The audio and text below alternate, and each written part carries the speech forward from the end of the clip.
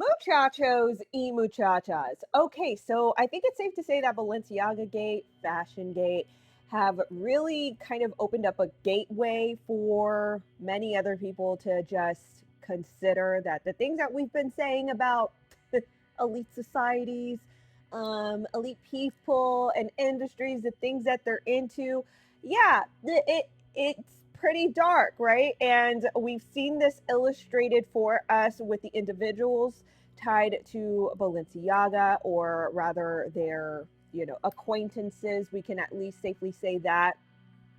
But how about considering other designers that might have the same leniency towards the macabre, towards, the morbid choices of hardware? Today we're going to talk about Arnold Putra. Now, this is a designer that I am a little bit surprised that a lot of people are not widely known to, especially in the last few weeks as we've been kind of blowing this thing open. Now, Arnold Putra has some pretty interesting friends, including, I don't know if Ye is, but he was on the couch with him. He is friends with Michelle Lamy, Rick Owens' wife. Now, he made a splash a couple years back because he made a handbag of horrors. It was made out of, by his own words, this is not me, this is from his Instagram, a child's spine and alligator tongue. Yeah, and there's a lot more weird things that this guy is into, and we're going to go through all of that. Hold on to your butts, secure your wigs, stay right there. We're going to go through it.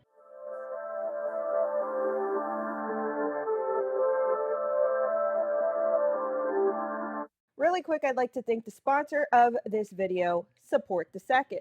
As you may know by now, your friend here is a heavy Second Amendment advocate. I love my constitutional rights, and we all know that the Second Amendment has been under attack as of late. That's why it's important for us patriots, for us Constitution-believing individuals and citizens of this great land, that we show support every which way we can. This is a collector's coin you can get from supportthesecond.com. You can get it for free, just pay shipping. On the front, it's got a skull with two pistols that says, Second Amendment is my gun permit, and on the back, it's got Second Amendment U.S. Constitution. You can get this at supportthesecond.com. All right, so I'm going to refresh your memory here. So just a couple videos back, we talked about Ye, how he might or might not be implicated in Fashion Gate. He definitely knows a lot of individuals that are in question. And I also covered the fact that I did not like the way that he stood with Balenciaga so avidly on the InfoWars interview with Alex Jones. So there's just a lot there that I'm just questioning, right? It's kind of a lingering thing that we don't really have conclusive answers to. So it's the people that I'm interested in. Now, he was pictured at an after party in Paris Fashion Week. I believe this was this year, January, February time. And on this couch that he is seated on, along with his former flame, Julia Fox, is also Michelle Lamy, who is the wife of Rick Owens, a fashion designer. And then there is also Arnold Putra. Now, Arnold Putra is the focal point of this video because he has done some very macabre, morbid things that I just am surprised that a lot more of the public don't know about. Okay, so it starts off with this post. Okay, so this happened way back when. This was in 2016 when he actually, proudly posted this onto his Instagram, in which he advertised a handbag made out of a child's spine, and it reads in the caption, alligator tongue basket bag, handle made of an entire child's spine who had osteoporosis, collection Amadeus, made in Los Angeles. Now, yes, a lot of people with the reactions did find it taboo, as it should be, right? Now, I am not quite sure how the laws work, okay? So if anybody is familiar with the laws of the land with imports, exports, what is allowed as far as like parts, animal parts, and human parts, like that's the part that I don't quite know. He claims that he ethically sourced the child's spine from a medical surplus, which is strange to me. And my biggest question is like, how do we even trust what he says? Like, was this a child with osteoporosis? Like, or, I mean, there's just a lot of lingering questions, you understand? And so, you know, that's really alarming that somebody can source and purchase a human body part like that, a child's spine. And who are we to trust that this child actually had osteoporosis, or if this was just a harvested spine somehow, right? I know that's morbid, but I mean, this guy has it on a purse, right? And let's even talk about just the objectification of a child once again, where it's like this child's life didn't matter to a point where they became a hardware piece to a handbag. Okay. A lot of people were not happy about this, rightfully so. Now, let me just remind you that this purse was posted back in 2016. It was actually a Twitter user that resuscitated this image, or they took an image of this and posted this back in 2020. That's when it went viral 4 years later after it was posted. And then people flooded the comment section of this person's Instagram. And as you can see, a lot of people did not take it very lightly. Now, there was, I believe this is a clothing site called The Unconventional. You guys can let me know, especially if you are avid fashionistas. And it seems to be that this is where they were actually selling the handbag, okay? Handbag, the handbag of horrors. And you guys can see here that it is, you know, priced at 4,050 euros. I believe that's the euro sign, which translates to about $5,000 US. I believe so. And somebody actually reached out to The Unconventional to find out how the parts were sourced. I mean, yeah, because it says here alligator tongue and human spine bag. I mean, as if it's just like, this is not, what was that one museum exhibit that went around the nation like a few years, it probably still tours right now. I think it's like Body World or something like that, where like actual people's bodies were like put on exhibit. Like, this is not a museum. This is actual human body parts that are for sale as a handbag. Anyway, so somebody reached out to The Unconventional to see how this bag was sourced. And this is what their WhatsApp message replied back with. Hello, thank you for your inquiry. As far as I am aware, the designer accumulated/sourced/picked up these while traveling the world. I have asked him before for a depth explanation, but I actually think he travels so much he wasn't 100% sure on the exact location or tribe he picked them up from. Yeah, we're going to get to that part too. Just wait. You can follow his extravagant lifestyle on Instagram, where he exchanges luxury items with ancient tribes for items that are considered precious to them. Hope that helps. Signed, Unconventional, right? Oh, yes.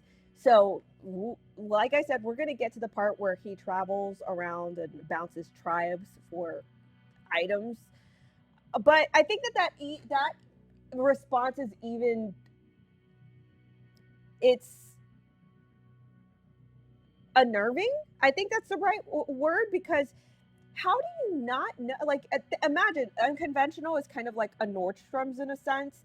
How do you not know where your designer sources their items from, right? Like, you clearly see that this is a spine that is being used, and you're just like, oh, well, I don't really know where the designer gets it from. I mean, that's pretty scary. So anyway, the media outlet Insider, I believe it's like an extension of Business Insider, they actually reached out to Arnold Putra for comment, in which he did say that he purchased this from or it was medically sourced from Canada with papers. And he said that it's possible to buy bones from licensed companies that receive human specimens donated to medicine and occasionally sell them as surplus.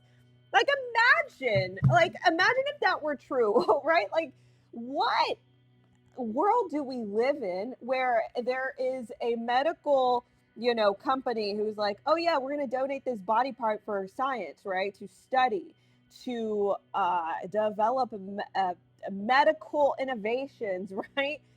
But they're like, oh, by the way, we have an extra human body part. Would you like to buy it for $5? Like, what world do we live in if that is true, right? So allegedly, by Arnold Putra's comment to the Insider, he bought it from a Canadian medical surplus company, and he declined to show the Insider, which is a media source, papers of his purchase, and saying that they were subject to an NDA, which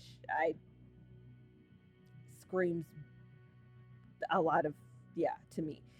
So anyway, continued on. A lot of people were coming at him trying to snatch his wig. When I say snatch his wig, I mean they're giving him havoc, right, on his Instagram at this time. And so he posts an Instagram story in which it reads, "Don't make me whip out my North Korean dog fur vest." On a real note, like, imagine thinking that that's funny. Dude, this guy's, anyway. So he tries to make a joke that doesn't really land well with me. "Don't make me whip out my North Korean dog fur vest." On a real note, it was part of a more extensive collection derived from plastinated human remains and albino skin production. It took a halt halfway in producing these, but thinking of doing a relaunch later this year. I guess we'll never know. Imagine, like, you're really thinking about doing a relaunch. Like, where are you going to get so many of these spines, right? Like, and again, this launches so many other questions. Like, did this medical surplus guarantee you more spines? Like, did they say, oh yeah, dude, we got you, bro. Like, anytime you want a human child spine, like, just hit us up. We'll source it for you. Like, this is insane, right? And like, I say it in such a flippant, joking manner, but these are questions that I actually do have. Now, let me remind you before we go into, because yes, this gets a lot darker. Let me remind you that he seems to be, now I don't know if this is true, I'm just kind of making this assumption and speculation based off of pictures that I see, but he seems to be good friends with Michelle Lemay, who happens to be Rick Owens' wife, right? And he has been quoted by buying a piece from Rick Owens, which seemed to be a kangaroo-lined alligator jacket that he purchased as one of Rick Owens' designs. Anyway, I just wanted to mention that because it just seems so coincidental in this entire like orbit of people with these weird interests. Okay, so I mentioned it gets a lot darker. Earlier this year, yes, that's right. Earlier this year, in February of 2022, Arnold Putra was suspected to be part of an organs trafficking scheme. The headline reads, "Human hand and 3 placentas were sent from Brazil to Singapore so a fashion designer could turn them into clothes and accessories." Yes. And it says here, straight off the bat, a human hand and 3 placentas were believed to have been sent from Brazil to Singapore so a fashion designer could reportedly turn them into clothes and accessories. So this guy was not done. This guy was not done. It says here, the organs were sent to Indonesian designer Arnold Putra, whose controversial designs have included a handbag made out of a child's spine. Police last week raided the Manaus home of Amazonas State University anatomy professor 𝘠𝘪𝘵 Pimenta, who is suspected of trafficking the organ. So let's just pause right there, okay?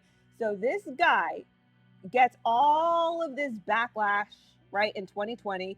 He posts the handbag in 2016. 4 years later, he finally gets his due backlash from people who are like, yo, this is not cool. Like, this is so many questions, child spine, like, no, right?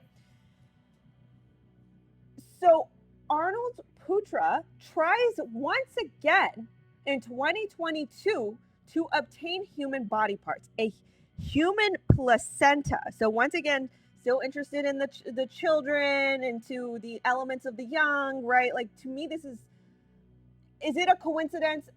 Obviously, I'm going to say no, but he tries again, a human hand and 3 placentas, not 1, 3 placentas in a human hand. And it makes me wonder, what was he going to make with these things, right? What was he going to do?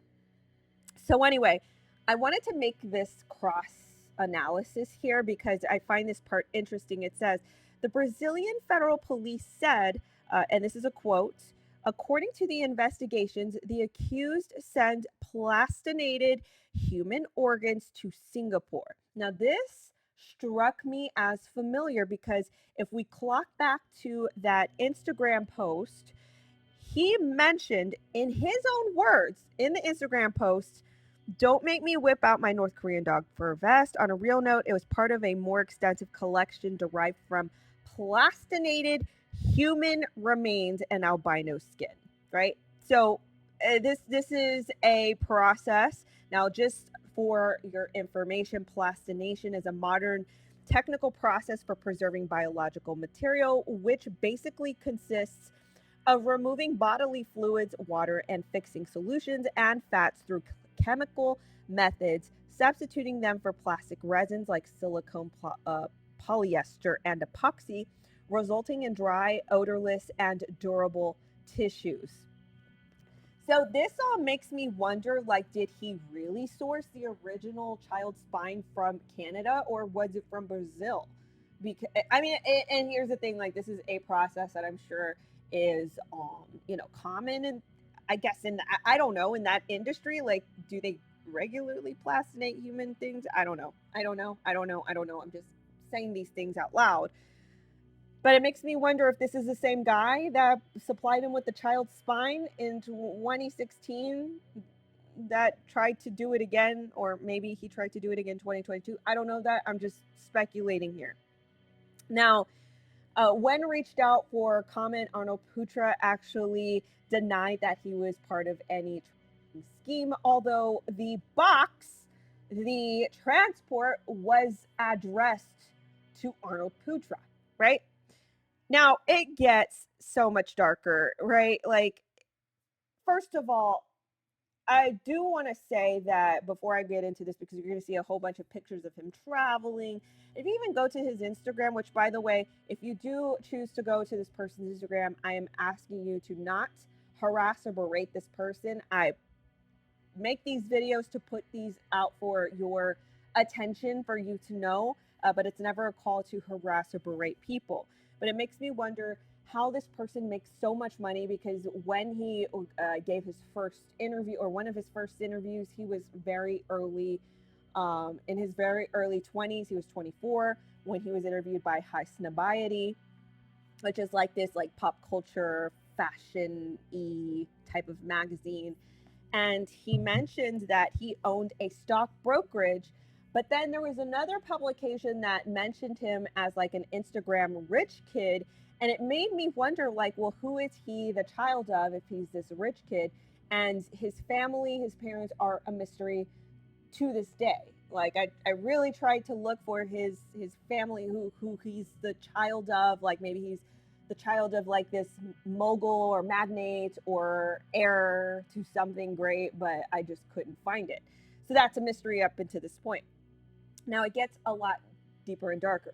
As if it couldn't get more deeper and darker, it does. So this is a thread from a Twitter account called Superior Gab. And they basically point out and call out Arnold Putra as this like grifting, clout chasing designer who will go to the depths of now, this was a thread that was made back in 2020 by an account on Twitter called Superior Gab. I will put the name right here so that you guys can follow it.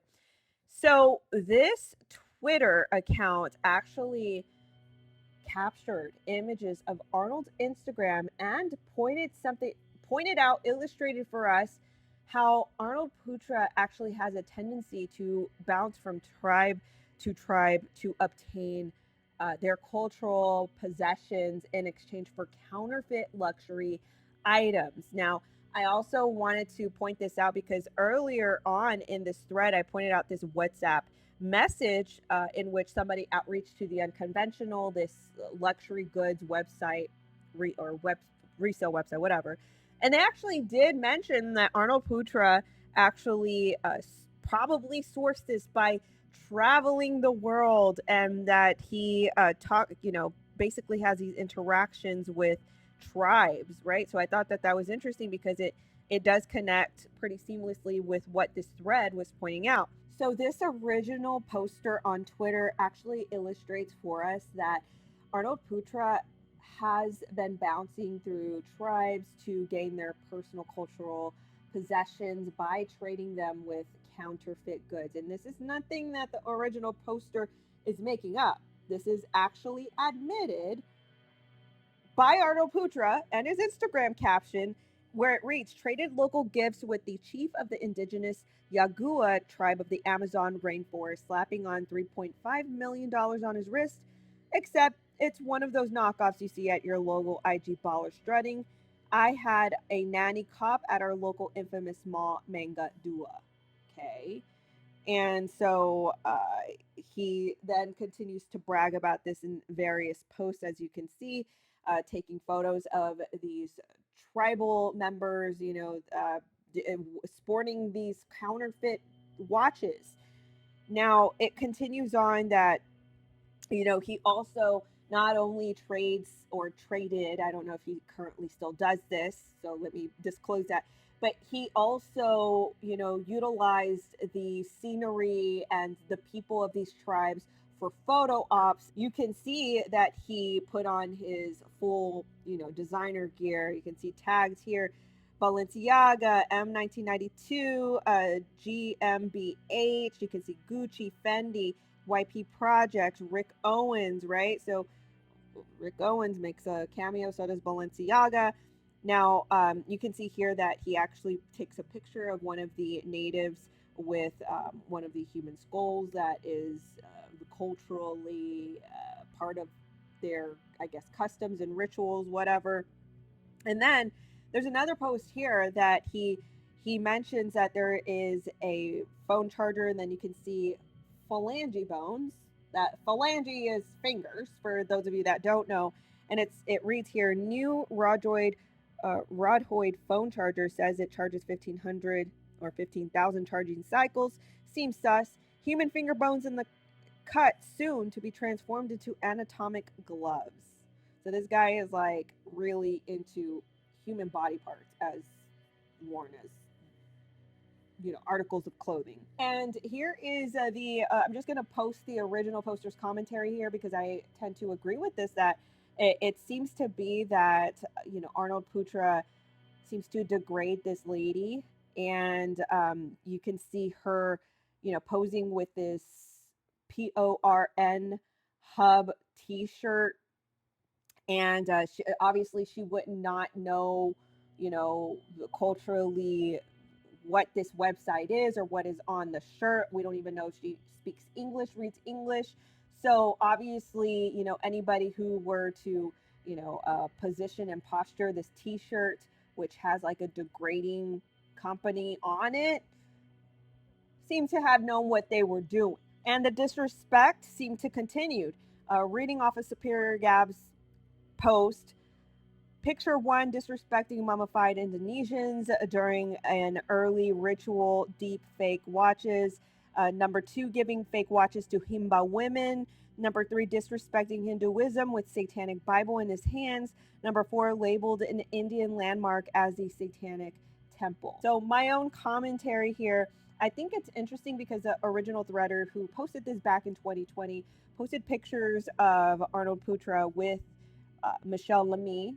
Once again, I did point that out, that it seems to be one of his good friends. And there's another picture of him at some Vetements official event. I think it's an Vetements. Now, if you guys remember, Vetements is the original fashion brand that 𝘠𝘬𝘮𝘢 actually was a creative director at, and then he bounced to Balenciaga. So I think, once again, just full circle moments here. And speaking of fashion, if you guys like this pretty cool sweater, this cutout sweater, you guys can get it at family-owned RedInkBoutique.com. You guys can use the code RED50 to get 50% off. I'm going to link this particular item in my description below. Anyway, guys, let me know, what do you think about all of this? I mean, I think we're just scratching the surface here. I think there's far more to excavate in the dark fashion world, but I just thought that this needed to have its own video because, I mean, come on. How do a lot more people not know that somebody made a handbag out of a child's spine, right? And then let alone all of the other, you know, animal trafficking laws that were probably violated with obtaining alligator tongue. I mean, who knows? But I mean, children, you just, come on, off limits. Anyway, I want to know what you think in the comments below. Did you know about this designer? And if you didn't know, yeah, I want to hear your reaction. Anyway, guys, let me know. And oh, by the way, this was a thread on Twitter, so be sure to follow my social media. That's where I post my digs before my videos sometimes, so you guys can catch it there. Thank you all so much for your support. I will catch you in the next video. Bye-bye.